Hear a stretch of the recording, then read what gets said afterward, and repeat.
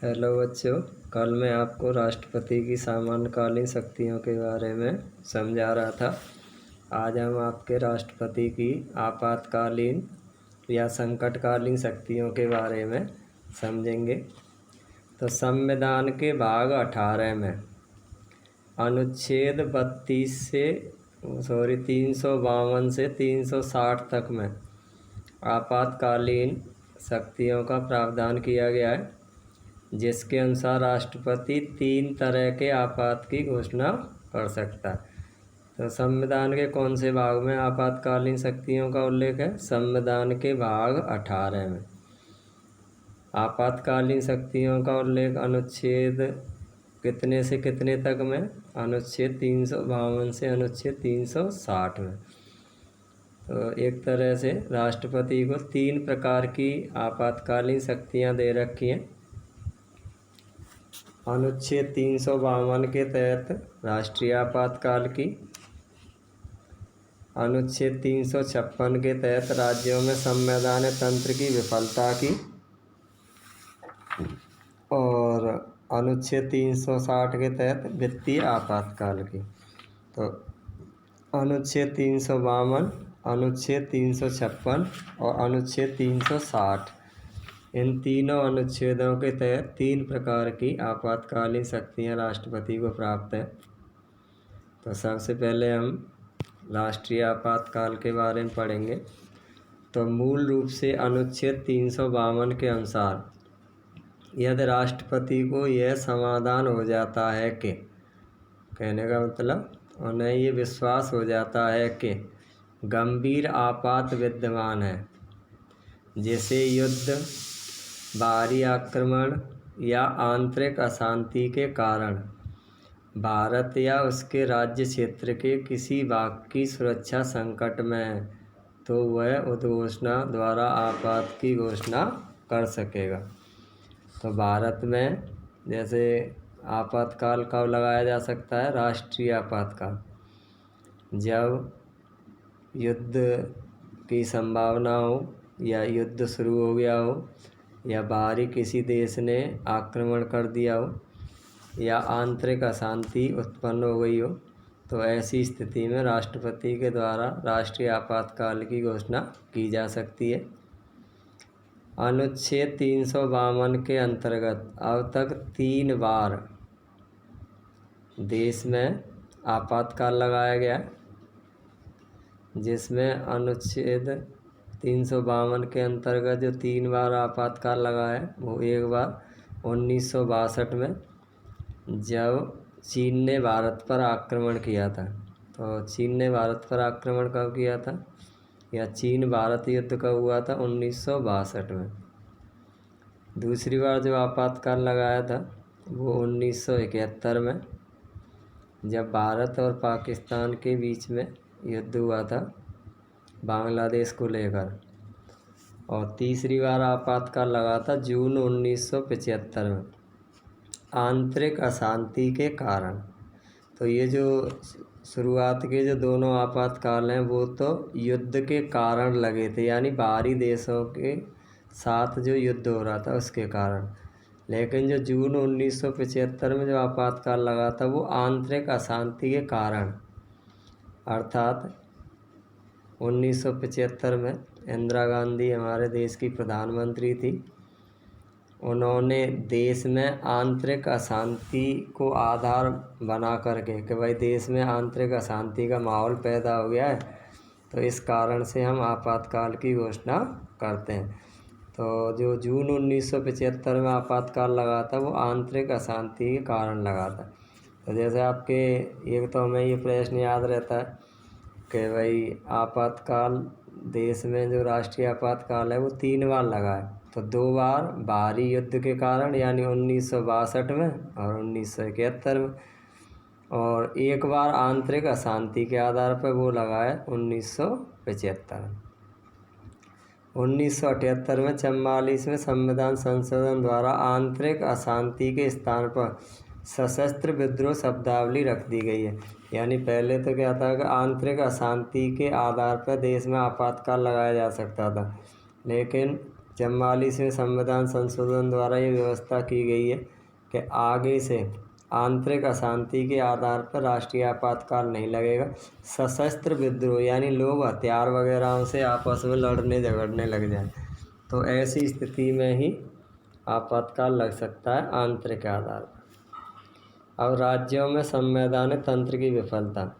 अनुच्छेद 356। इस अनुच्छेद के अनुसार यदि राष्ट्रपति को राज्य के राज्यपाल अथवा अन्य किसी माध्यम से यह ज्ञात हो जाए कि ऐसी स्थिति उत्पन्न हो गई है जिसमें उस राज्य का शासन संविधान के उपबंधों के अनुसार नहीं चलाया जा सकता, तब राष्ट्रपति उस राज्य की मंत्रिपरिषद को बर्खास्त कर सकता है। इस स्थिति को सामान्य बोलचाल में राज्य में राष्ट्रपति शासन लागू होना कहते हैं। तो अनुच्छेद 356 के अनुसार अगर राष्ट्रपति को या तो राष्ट्रपति को राज्यपाल सूचित करे या किसी अन्य माध्यम से यह ज्ञात हो जाए कि इस राज्य की शासन व्यवस्था संविधान के अनुसार कार्य नहीं कर रही है, तो ऐसी स्थिति में राष्ट्रपति उस राज्य की मंत्रिपरिषद को बर्खास्त कर सकता है और उसकी जगह राष्ट्रपति शासन लगा सकता है। राष्ट्रपति की ऐसी घोषणा 2 माह के भीतर संसद के समक्ष रखी जाएगी। तो जहाँ दोनों सदनों द्वारा इसका अनुमोदन आवश्यक है। किसी राज्य में राष्ट्रपति शासन 1 वर्ष की अवधि के लिए तभी तक रह सकता है जब अनुच्छेद 352 के तहत संपूर्ण भारत में अथवा उस राज्य या उसके किसी भाग में आपातकाल लागू हो तथा निर्वाचन आयोग यह प्रमाणित कर दे कि राज्य में चुनाव करवाना संभव नहीं है। लेकिन किसी भी परिस्थिति में किसी राज्य में 3 वर्ष से अधिक समय के लिए राष्ट्रपति शासन नहीं रह सकता। तो दोबारा से यानी राष्ट्रपति की ऐसी घोषणा 2 माह के भीतर संसद के समक्ष रखी जाएगी। कहने मतलब किसी राज्य में राष्ट्रपति शासन लागू कर दिया है राष्ट्रपति के द्वारा, तो उस चीज़ के बारे में कि भाई हमने यहाँ पर राष्ट्रपति शासन लगा दिया है, वो संसद के समक्ष रखा जाएगा और उस पर दोनों सदनों का अनुमोदन यानी सहमति आवश्यक है, तभी वह राष्ट्रपति शासन ज़्यादा से ज़्यादा यानी 1 वर्ष के लिए लगाया जा सकता है। लेकिन जब अनुच्छेद 352 के तहत संपूर्ण भारत में या उस राज्य या उसके किसी भाग में आपातकाल लागू है या निर्वाचन आयोग ये कह दे कि भाई यहाँ पर चुनाव कराने की स्थिति नहीं है, तो ऐसी स्थिति में ये जो आपके राष्ट्रपति शासन है अधिकतम 3 वर्ष के लिए लग सकता है, 3 वर्ष से ज़्यादा नहीं। तो यथार्थ में इस प्रावधान का भी राजनीतिक आधार पर कई बार प्रयोग किया गया है। इसी कारण देश में विभिन्न राज्यों में अब तक 100 से अधिक बार राष्ट्रपति शासन लागू हुआ है। तो भारत में ये जो आपके अनुच्छेद 356 है इसका प्रयोग 100 से भी ज़्यादा बार हुआ है। और इसका कारण क्या है कि केंद्र की सरकार राज्यों की विरोधी पार्टियों की सरकारों को इस अनुच्छेद के माध्यम से बर्खास्त करने का प्रयास करती है।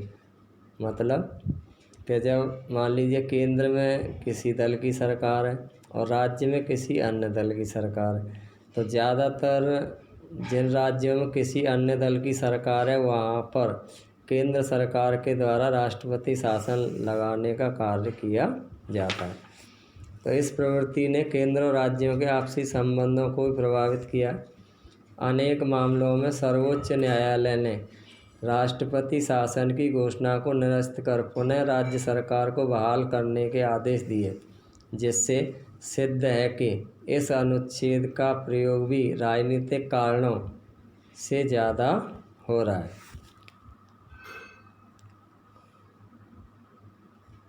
अब आपके तीसरा जो आपातकाल है वित्तीय आपातकाल, जिसका उल्लेख अनुच्छेद 360 में है।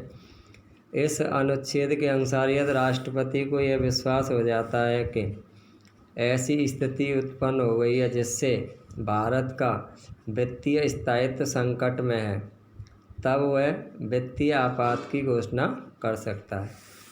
ऐसी घोषणा का 2 माह के भीतर संसद से अनुमोदन आवश्यक है। वित्तीय आपात के समय सभी अधिकारियों के, जिसमें न्यायाधीश भी शामिल है, वेतन में कटौती की जा सकती है। देश में अब तक एक भी बार वित्तीय आपातकाल लागू करने की आवश्यकता नहीं पड़ी है। तो वित्तीय आपातकाल कब लगाया जाता है? जब देश में वित्तीय संकट उत्पन्न हो गया हो। तो जैसे ही राष्ट्रपति वित्तीय आपातकाल की घोषणा करता है, उसे 2 माह के अंदर अंदर संसद से पारित कराना आवश्यक होता है। और जिसके तहत जो हमारे कर्मचारी होते हैं, चाहे वो न्यायाधीश हो, अन्य लोग हों, तो उन्हें जो वेतन मिलता है उसको काटा जा सकता है। और भारत में अब तक एक भी बार वित्तीय आपातकाल नहीं लगाया गया। इस प्रकार स्पष्ट है कि संवैधानिक रूप से सामान्य काल एवं संकट काल में राष्ट्रपति को व्यापक शक्तियां प्राप्त हैं, लेकिन वह इन शक्तियों का वास्तविक प्रयोगकर्ता नहीं है। संवैधानिक प्रावधानों एवं परंपराओं के कारण वह इन शक्तियों का प्रयोग प्रधानमंत्री और मंत्रिपरिषद की सिफारिश पर ही कर सकता है। इस कारण राष्ट्रपति राष्ट्राध्यक्ष होकर सम्मान का प्रतीक है, शासनाध्यक्ष होकर शक्ति का प्रतीक नहीं है। तो यानी राष्ट्रपति नाम मात्र का शासक होता है, वह सारी शक्तियों का प्रयोग प्रधानमंत्री और मंत्रिपरिषद की सिफारिश से ही करता है। अब हम यहाँ से आगे प्रधानमंत्री की स्थिति एवं कार्यों के बारे में समझेंगे। हमारे देश भारत में प्रधानमंत्री सबसे महत्वपूर्ण संस्थाओं में से एक है। भारत में संसदीय शासन प्रणाली की व्यवस्था की गई है। तो भारत में कैसी शासन प्रणाली है? संसदीय शासन प्रणाली में 2 स्वरूप होते हैं, एक नाम मात्र की कार्यपालिका और दूसरा वास्तविक। तो संसदीय शासन प्रणाली में कार्यपालिका कितने रूप होते हैं? 2, एक नाम मात्र की कार्यपालिका, दूसरी वास्तविक। तो भारतीय संविधान के अनुच्छेद 53 में कहा गया है कि संघ की कार्यकारी शक्तियां राष्ट्रपति के पास होंगी, जिनका प्रयोग वह स्वयं प्रत्यक्ष रूप से या अपने अधीन अधिकारियों के माध्यम से संविधान के अनुसार करेगा।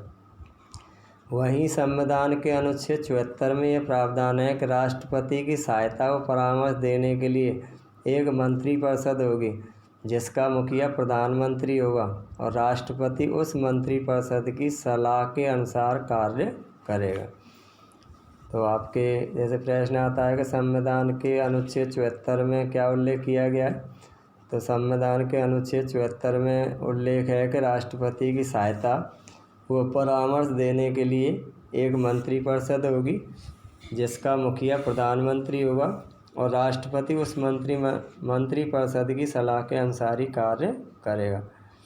इस प्रकार अनुच्छेद 74 के अनुसार राष्ट्रपति की स्वतंत्र कार्यपालिका शक्ति नहीं होगी और वह अपनी शक्तियों का प्रयोग भी स्वतंत्र रूप से नहीं कर सकता।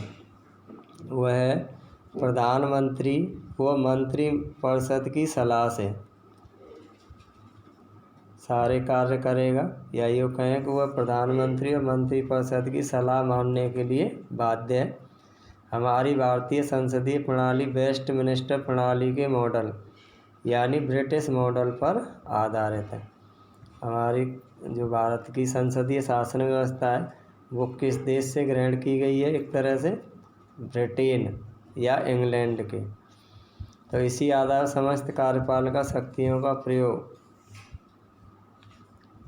वास्तविक शक्तियों का प्रयोग वही करता है।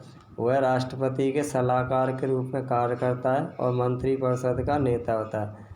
भारत के पहले प्रधानमंत्री थे पंडित जवाहरलाल नेहरू और वर्तमान प्रधानमंत्री हैं नरेंद्र मोदी, जो भारत के 16वें प्रधानमंत्री हैं। तो प्रधानमंत्री के पद की शक्तियाँ वो प्रतिष्ठा काफ़ी हद उस पद को धारण करने वाले व्यक्ति के व्यक्तित्व, कार्यशैली व उसके दल के लोकसभा में बहुमत पर निर्भर करती है। कहने का तात्पर्य है कौन सा प्रधानमंत्री प्रभावशाली है या एक तरह से शक्तिशाली है, तो ये निर्भर करता है उस व्यक्ति का व्यक्तित्व, उसकी कार्य करने की शैली और लोकसभा में बहुमत। तो भारत में अब तक 3 शक्तिशाली प्रधानमंत्री माने जाते हैं, जिनमें पंडित जवाहरलाल नेहरू, इंदिरा गांधी और नरेंद्र मोदी हैं। तो भारत में पंडित जवाहरलाल नेहरू, इंदिरा गांधी और नरेंद्र मोदी जैसे शक्तिशाली प्रधानमंत्री भी हुए। तो मिली जुली सरकारों के कारण जो कमज़ोर प्रधानमंत्री माने जाते हैं, जैसे HD देवेगौड़ा, इंद्र कुमार गुजराल जैसे कम शक्तिशाली नेताओं ने भी प्रधानमंत्री के रूप में कार्य किया है। प्रधानमंत्री का लोकसभा या राज्यसभा में से किसी एक का सदस्य होना अनिवार्य होता है।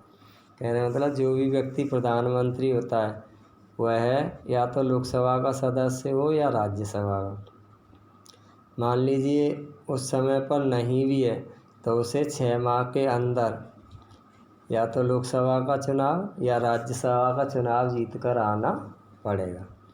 तो प्रधानमंत्री का लोकसभा या राज्यसभा में से किसी एक का सदस्य होना अनिवार्य होता है। यदि प्रधानमंत्री नियुक्त होते समय वह किसी सदन का सदस्य नहीं है तो 6 माह में उसे संसद के किसी सदन का सदस्य निर्वाचित होना आवश्यक है। तो या तो वह लोकसभा या राज्यसभा का सदस्य हो, नहीं है तो 6 माह के अंदर कहीं से भी लोकसभा या राज्यसभा का चुनाव जीत कर आना पड़ेगा। अब मंत्रिपरिषद की रचना। भारतीय संविधान के अनुच्छेद 74 में यह व्यवस्था की गई है कि प्रधानमंत्री की नियुक्ति राष्ट्रपति द्वारा की जाएगी और अन्य मंत्रियों की नियुक्ति प्रधानमंत्री की सलाह पर राष्ट्रपति करेगा। तो कहने का तात्पर्य होता है कि मंत्रिपरिषद की रचना या संगठन में जो पहला काम होता है वो प्रधानमंत्री की नियुक्ति का होता है। तो पहले प्रधानमंत्री की नियुक्ति राष्ट्रपति के द्वारा की जाती है और राष्ट्रपति ही अन्य मंत्रियों की नियुक्ति करता है, लेकिन प्रधानमंत्री की सलाह पर। तो प्रधानमंत्री की नियुक्ति मंत्रिपरिषद के निर्माण में पहला कदम होता है। तो सबसे पहले मंत्रिपरिषद की रचना में क्या कार्य किया जाता है? प्रधानमंत्री की नियुक्ति। तो प्रधानमंत्री की नियुक्ति संसदीय प्रणाली के वेस्टमिनिस्टर मॉडल की परंपरा के अनुसार राष्ट्रपति अनुच्छेद 75 के तहत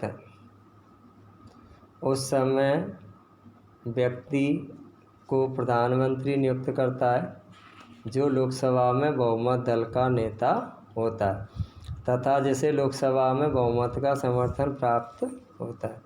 तो कहने का तात्पर्य है कि अनुच्छेद 75 के अनुसार राष्ट्रपति प्रधानमंत्री की नियुक्ति करता है, लेकिन राष्ट्रपति उसी व्यक्ति को प्रधानमंत्री चुनता है जिसके पास लोकसभा में बहुमत होता है। यदि किसी एक पार्टी को लोकसभा में बहुमत प्राप्त नहीं होता है तो राष्ट्रपति सबसे बड़े राजनीतिक दल के नेता को सरकार बनाने के लिए आमंत्रित करता है।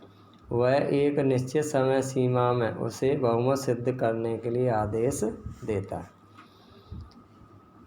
अब मंत्रियों की नियुक्ति व विभागों का आवंटन। तो भारतीय संविधान के अनुच्छेद 75 के अंतर्गत प्रधानमंत्री की सलाह पर वह मंत्रिमंडल के अन्य सदस्यों की नियुक्ति करता है। वह मंत्रियों के विभागों का आवंटन भी स्वयं करता है। प्रधानमंत्री अपने साथी मंत्रियों की सूची राष्ट्रपति को भेजता है, जिसे राष्ट्रपति मंजूरी दे देता है। वह उन्हें शपथ ग्रहण की रस्म भी अदा करवाता है। वर्तमान सरकार में प्रधानमंत्री नरेंद्र मोदी सहित कई अन्य मंत्रिपरिषद में लोग शामिल हैं। तो आपके मंत्रियों की नियुक्ति राष्ट्रपति के द्वारा की जाती है, लेकिन राष्ट्रपति उन्हीं लोगों को मंत्री नियुक्त करता है जिनके नाम प्रधानमंत्री राष्ट्रपति को भेजता है। अब आपके मंत्रियों के प्रकार। तो कैबिनेट स्तर के मंत्री। तो मंत्री 3 प्रकार के होते हैं: कैबिनेट स्तर के मंत्री, राज्य स्तर के मंत्री और उपमंत्री। तो मंत्री कितने प्रकार के हैं? कैबिनेट मंत्री, राज्य मंत्री और उपमंत्री। तो कैबिनेट स्तर के मंत्री यह किसी विभाग विशेष के सर्वोच्च मंत्री होते हैं जो स्वतंत्र रूप से उस विभाग के प्रभारी होते हैं। तो यानी जो मंत्रियों की 3 श्रेणियाँ हैं, उनमें सबसे उच्च श्रेणी है कैबिनेट मंत्री। और ये जिस विभाग के मंत्री होते हैं वो उसमें सबसे उच्च पद पर होते हैं उस विभाग में, और वो स्वतंत्र रूप से उस विभाग से संबंधित कार्य करने के लिए होते हैं। दूसरा, राज्य स्तर के मंत्री। ये मंत्री दूसरे दर्जे के होते हैं, यानी कैबिनेट मंत्री के बाद दूसरा नंबर इन्हीं का आता है। तो दूसरे दर्जे के मंत्री होते हैं, ये कैबिनेट की बैठक में भाग नहीं लेते। इनमें कुछ को स्वतंत्र प्रभार भी दिया जा सकता है और वे किसी विभाग के मुखिया भी हो सकते हैं। कहने का तात्पर्य होता है कि राज्य मंत्री 2 प्रकार के होते हैं, एक स्वतंत्र प्रभार वाले और एक किसी के अंडर कार्य करने वाले। तो जिस विभाग का कोई राज्य मंत्री स्वतंत्र प्रभार वाला होता है तो उसका कोई कैबिनेट मंत्री नहीं होता, और जो राज्य मंत्री किसी के अधीन कार्य कर रहा है तो इसका मतलब उससे संबंध कोई कैबिनेट मंत्री होता है। तो ये मंत्री दूसरे दर्जे के मंत्री होते हैं, ये कैबिनेट की बैठक में भाग नहीं लेते हैं। इनमें कुछ को स्वतंत्र प्रभार भी दिया जा सकता है और वे किसी विभाग के मुखिया भी हो सकते हैं। सामान्यतया इनको कैबिनेट मंत्री के साथ संबद्ध किया जाता है। उपमंत्री, ये तीसरे दर्जे के मंत्री होते हैं, ये किसी विभाग के स्वतंत्र प्रभारी नहीं होते हैं तथा मंत्रिमंडल की बैठक में भी भाग नहीं लेते। ये कैबिनेट मंत्री और राज्य मंत्री की सहायता करते हैं। कहना होता है उपमंत्री हमेशा किसी न किसी अन्य मंत्री के अंडर में कार्य करते हैं, या तो कैबिनेट मंत्री या राज्य मंत्री। हाल ही के वर्षों में संसदीय सचिव नियुक्त करने की परंपरा पनपी है। तो कहने मतलब ये जो 3 स्तर के मंत्री होते हैं, इसके अलावा एक और पद निर्धारित किया गया है, संसदीय सचिव। हालांकि संवैधानिक रूप में उन्हें कोई शक्ति नहीं दी जाती है और न ही कोई प्रशासनिक दायित्व सौंपा जाता है। इनकी नियुक्ति भी प्रधानमंत्री करता है। तो यानी जो संसदीय सचिव होते हैं उनकी नियुक्ति कौन करता है? प्रधानमंत्री, तथा उन्हें शपथ भी दिलाता है। तो संसदीय सचिवों को शपथ कौन दिलवाता है? प्रधानमंत्री। इनका काम विभागों के मंत्रियों की संसद में सहायता करना होता है। तो ये आपके मंत्रिपरिषद की रचना के बारे में हमने पढ़ा। तो आगे हम आपको मंत्रिपरिषद के आकार के बारे में और प्रधानमंत्री के कार्य शक्तियों के बारे में समझाएंगे।